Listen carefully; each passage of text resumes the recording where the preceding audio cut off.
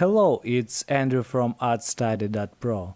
This video is based on footage of my live online lesson about painting a bird in watercolor. So, I must say that structure of a bird is quite simple and can be described by primitives. You can see it in this simple scheme where the sphere-like shapes are connected with each other and form a body of a bird. Also, I added a big tail, wings and legs, but they are not really important in such case.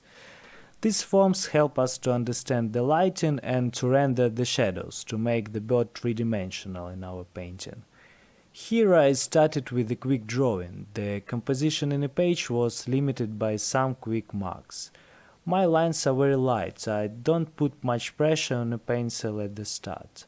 At first our bird looked like a fruit or something, but I've added some details and it started to look normal. When you are drawing simple animal body like this bird, it's really important to make all details and proportions right. At this point I finished with my drawing and started to cover some parts of an image with water using my brush. The purpose is to make wet and wet pouring with such a watercolor feel. The tone must be quite light at this stage, because it's just the first layer of our painting. I started with cold gray and in process was adding some other shades and colors, like this warm ochre and brown here. I added these different shades also inside big pourings, before it's starting to dry up. It's important to leave the light parts of our painting without touching them until the end of our working process. Here I added some more wet and wet parts like this large orange-red spot. We need to be careful with an eye and beak, because if you'll ruin them on this stage, it will be quite unreal to fix them later. So we don't touch them and leave without color just for now. Some cold red paint on the chest of the bird here. And while our orange part is drying up, we can work with some other parts. For example, with shadows on the tail and wing. They also must be quite complex in color. Now we can start to paint legs. The whole process must be consistent. Try not to work hard on one part when others are not started at all. I left the patch of reflected light on close without covering here. Some little dark strokes on a beak and dark shadows on legs. Don't touch wet parts too much if you don't want to ruin them. Now, when we almost filled the first layer of an image, we can complete it with branch of a tree, which is quite diverse in texture and colors. Also, even on this stage, don't forget about the structure of a bird with sphere shapes and cylindrical nature of a branch. The lower part of branch is dark and upper is lighter. Some light occur at the edge near this light contour, carmine in shadow part and some green after in reflex. Also, don't forget to make the strokes in different size to form different types of texture. Okay, the first layer is set, the background can be added in the end. In general, use the reference to understand the lighting better. The light is falling from the upright side. We must make the first layer of an eye more light than it will be in the end. So we'll be able to achieve needed dark tone after the second layer.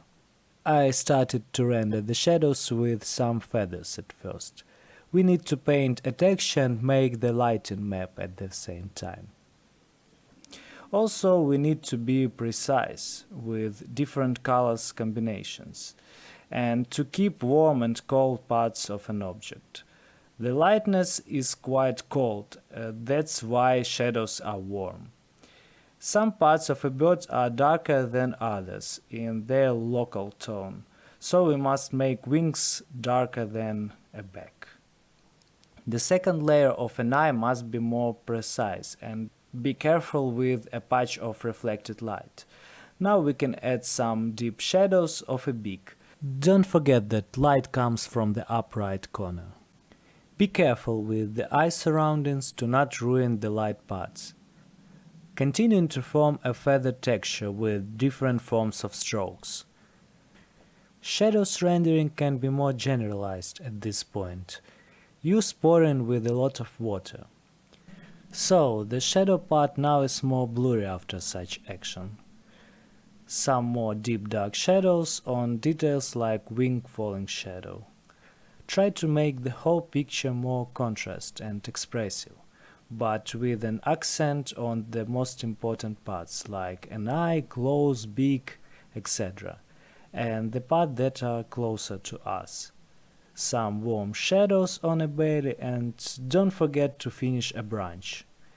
Gray parts of a bird also need some texture right now, especially if it's the closest point to us as a viewer. It has gray deep contrast parts. Some pourings to finish the bird three-dimensional rendering with shadows and lights. Leave the lights where it's needed on a foreground to achieve a contrast. A branch also needed some rendering, but without so many details as a bird. Okay, we are finishing a walk with a background. It doesn't need to be exactly the same as in reference. I did it with different shades of green, blue and amber. The last but not least, be aware that for three-dimensional rendering of an object it will be better to make one side contrast with the background and another edge more blurry. The dark left side is more contrast here in my work than the right side. Okay, thanks for watching, subscribe to my Facebook and YouTube channel. The second video will be with a new camera and a better quality, I promise you. Good luck with your art, goodbye.